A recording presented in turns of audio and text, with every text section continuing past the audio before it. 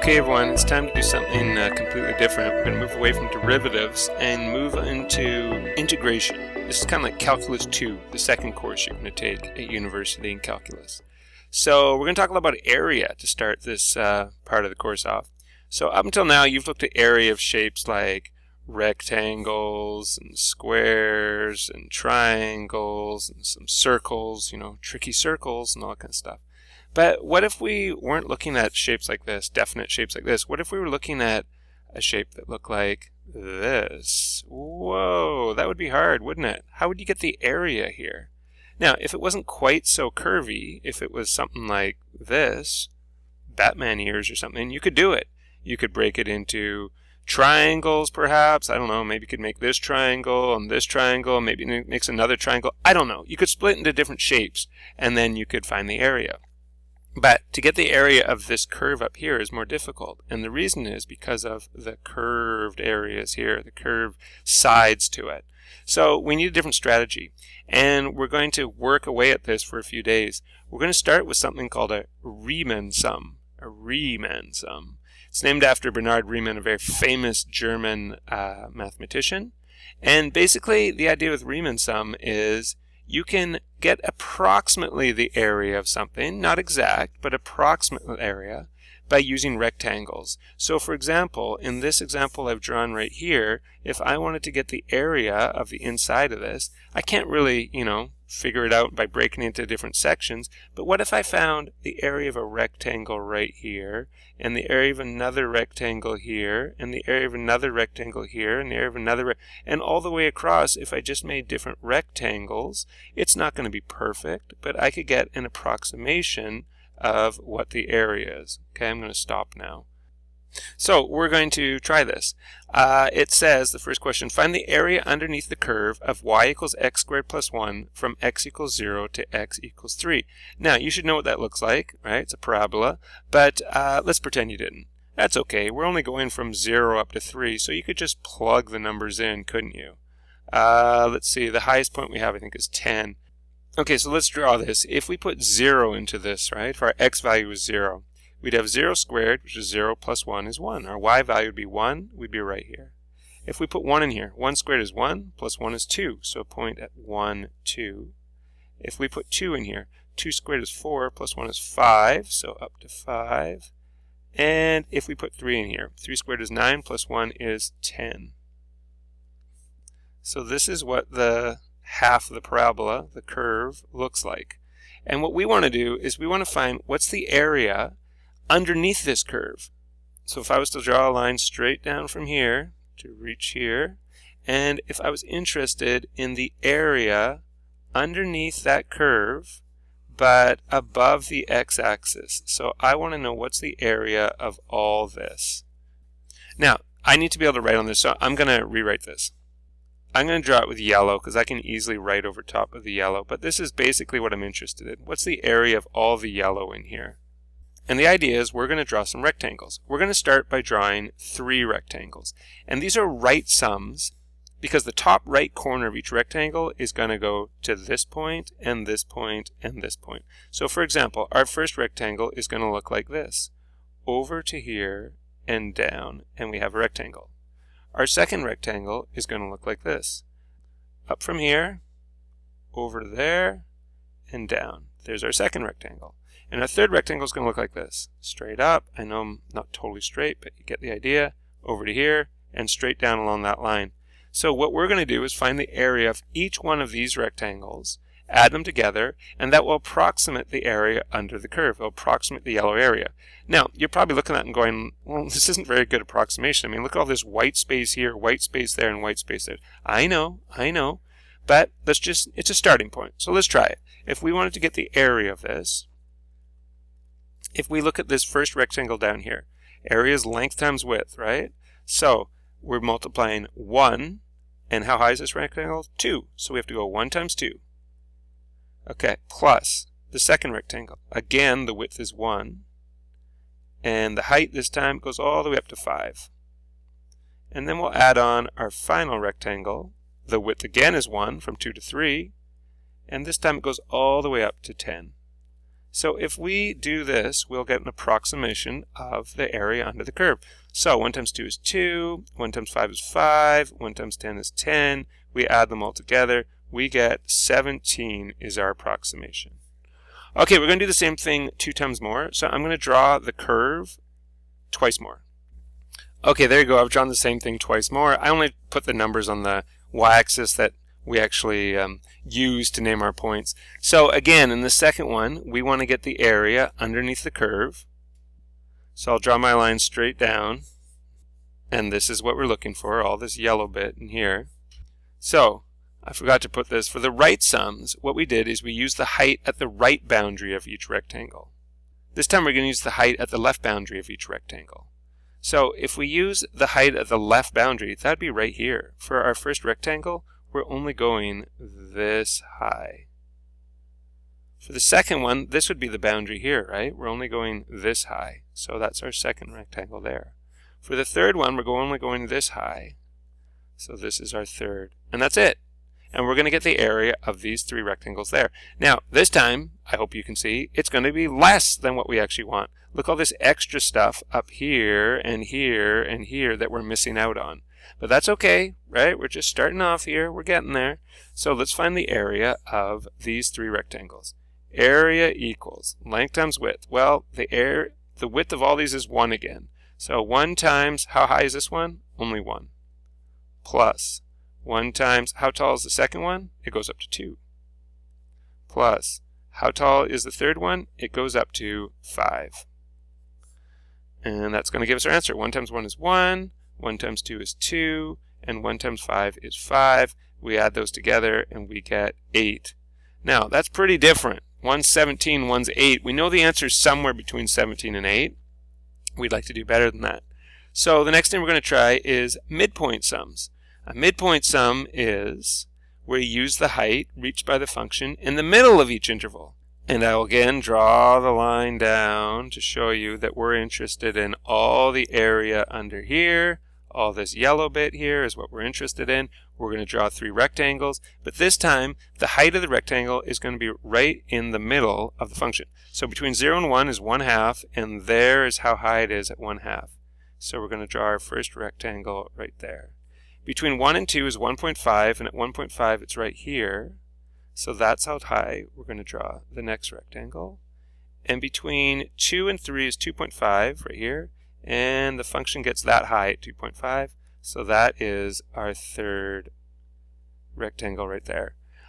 We got to get the area of all 3 of these rectangles and add them together. I hope you can see it's a little better this time. Look, we got a little bit of extra here, but we're also missing a bit there. We got a little extra here, but we're missing a bit there. So hopefully it kind of balances out there.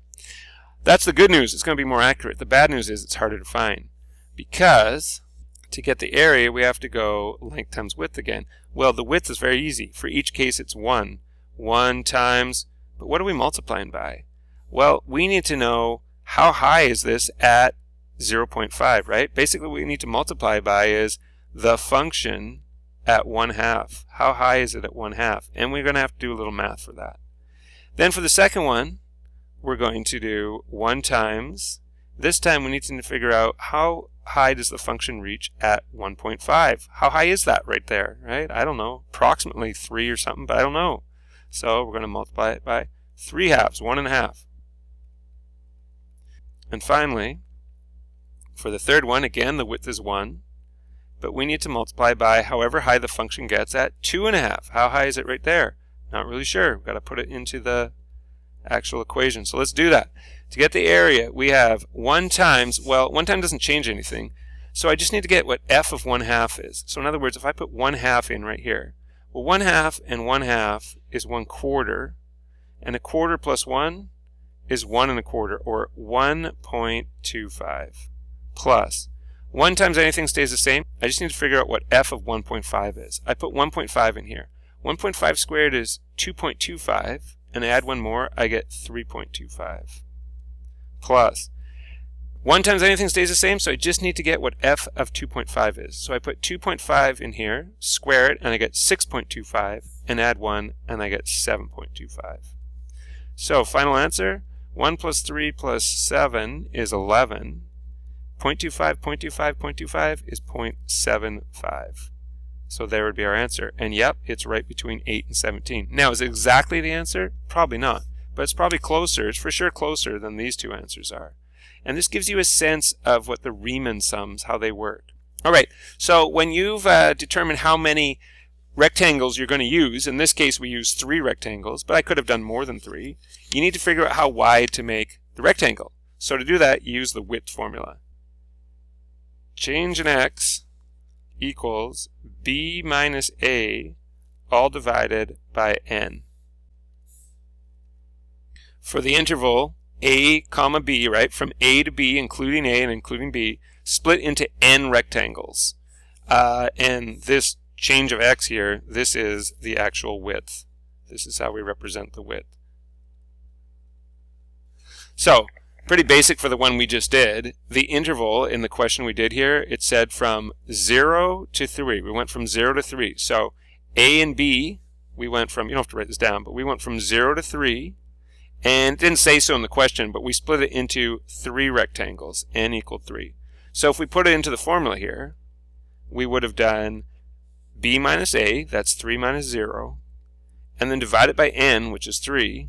Oh, you get 3 over 3, which is 1. The width of each one should be 1, and yep, it was. Each one was 1, 1, 1, right? Every rectangle was only had a width of 1.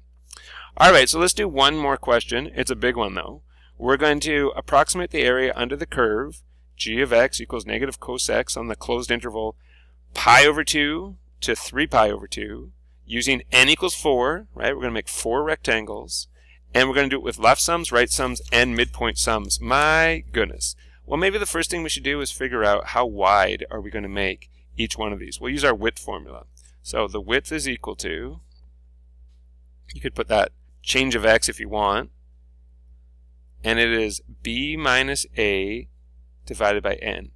Well, b and a, those are the interval. You're getting that from the interval, so it's 3 pi over 2. Take away pi over 2.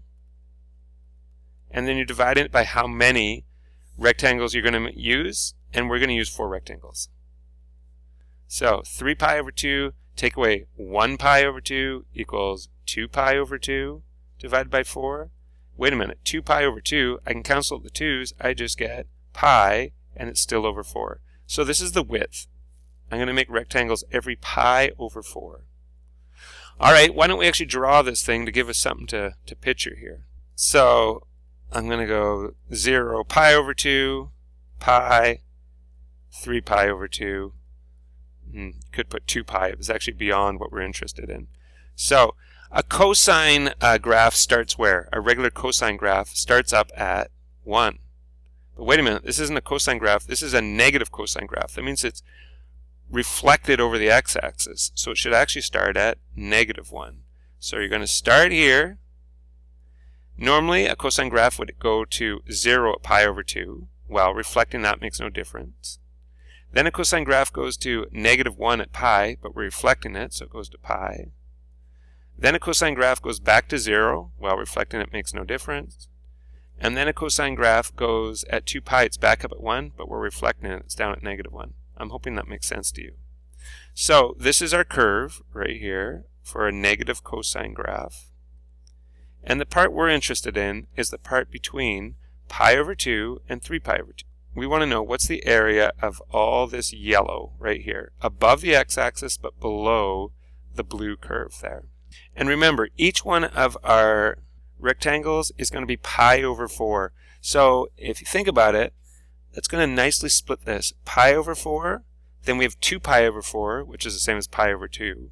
3 pi over 4, 4 pi over 4, which is the same as pi, 5 pi over 4, and then 6 pi over 4, which is the same as 3 pi over 2. Now, each one of these intervals here is pi over 4, which is what we wanted. Alright, so we're going to start with our left sums. And if I was to draw the rectangles, I'm not going to be able to draw them every time, it's going to be too complicated looking. But if I was to draw this first one, the first rectangle would only be this high. The second rectangle would be this high. The third rectangle would be this high. and the fourth rectangle would be this high. You can see that in each of these rectangles, it's that left corner that's touching the actual function here. Okay? In each one of those triangles, what's the width? Well, we already determined that. It's pi over 4. So to get the area of that first one, the first rectangle, we're going to go pi over 4, and we're going to multiply that by what the height is. Now, the height is obviously 0, but let's say you didn't know. What you'd want to know then is, what is the function at this point? How much is negative cosine of pi over 2? That's going to be the first area right there, the first rectangle. Plus, width of the second rectangle is also pi over 4. Now we need to know, how high is it right here? Well, how are we going to figure that out? We have to know what's negative cosine of, remember what this was? This was 3 pi over 4 right here. So we're going to find negative cosine of 3 pi over 4.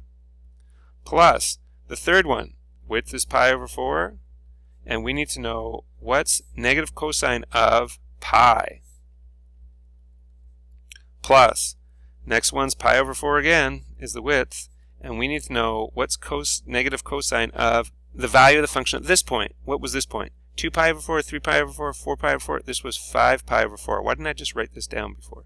So we have to know how high does the function reach at 5 pi over 4. All right, here we go. So pi over 4, we're going to leave that. Pi over 2, that's 90 degrees. And cosine at 90 degrees is 0, just like we expected. Plus pi over 4 again.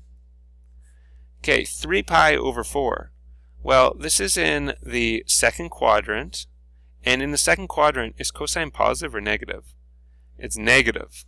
So we're getting a negative here, which was already there, and then we're getting a negative amount when we take cosine of this much. So the reference angle is 45 degrees, and cosine at 45 is root 2 over 2. Plus another pi over 4. We have this negative, and the cosine of pi, that's 180 degrees. The cosine of pi is negative 1. Plus pi over 4 is the width.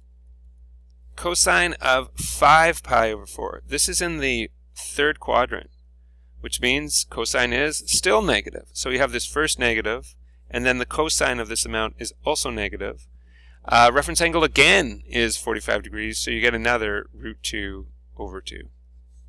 Okay, this times 0 is 0. This is going to be positive, right? Two negatives make a positive. And you're going to have root 2 pi over 8.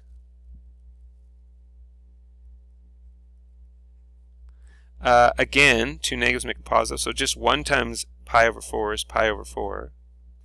Plus, two negatives make a positive again. You get another root 2 pi over 8. Okay, let's get common denominators. So we need to turn this into a denominator of 8. So we have root 2 pi over 8 plus, multiply top and bottom by 2, you get 2 pi over 8 plus another root 2 pi over 8. What happens when you add fractions? Denominator stays the same. You've got root 2 pi and another root 2 pi, which gives you 2 root 2 pi. And then you also have this plus 2 pi.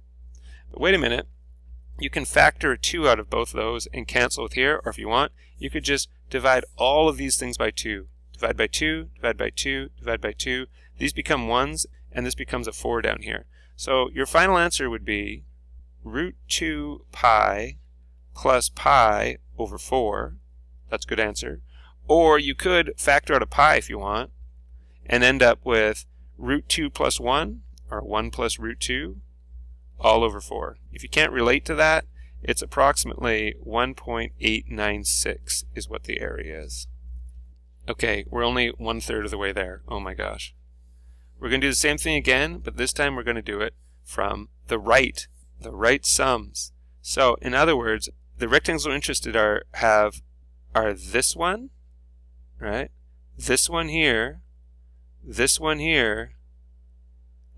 here. You can see this time the 0 one's at the far right.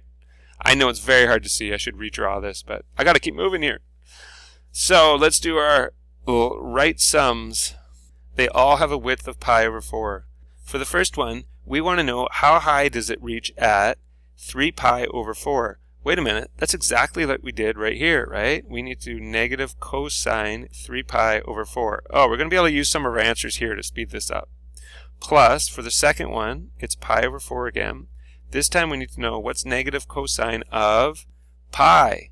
Oh, we did that one before too. Great. Plus pi over 4. And then we need to know what's negative cosine of 5 pi over 4. We did that one before too. And finally, here's one we haven't done. The last one's pi over 4 again. And we need to know what's negative cosine of this final one is 3 pi over 2. We never did that one before.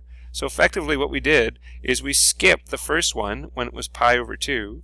We did all three of these ones, and now we're adding on this 3 pi over 2. So a lot of this is going to be the same. So let's borrow answers. If we look, we have pi over 4, negative cosine 3 pi over 4, which is right here, and we got the answer right there. It is pi over 4, and why don't I just make it positive? Because we have negative negative, so you get root 2 over 2.